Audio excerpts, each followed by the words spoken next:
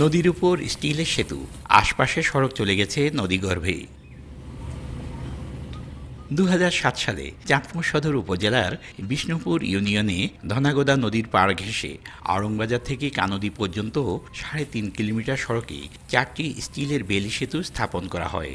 নদী ভাঙনে সড়কটি বিলীন হলে ৩টি সেতু সরিয়ে ফেলা হয়, তবে এখনও পড়ে আছে একটি সেতু।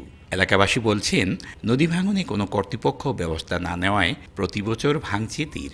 জনপদ রক্ষায় বেড়িবাঁধ নির্মাণ ও সেতুটি অন্যত্র স্থানান্তরের দাবি তাদের। এই রাস্তা দিয়া মানুষ অনেক যাতায়াত করছে, কিন্তু এখন বর্তমানে কিছুই নেই। আমার পুরান বাড়ি ওই যে নদীর সেপার, এখন এখানে আবার বাড়ি বাঁধছি, এটাও ভাঙার পথে। এখানে একটা বেড়িবাঁধ তৈরি করে এদেরকে, এই জনগণকে রক্ষা করা হোক, আর এই সেতুটা যে কোনো কাজে ব্যবহার করা হোক।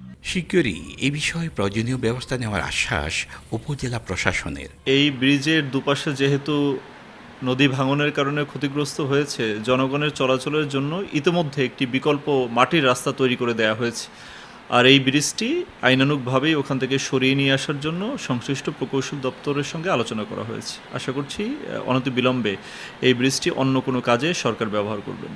৩০ মিটার দীর্ঘ ও ৩ মিটার প্রস্থের সেতুটি নির্মাণে ব্যয় হয় ১০ কোটি টাকা। ফারুক আহমদ, সময় সংবাদ, চাঁদপুর।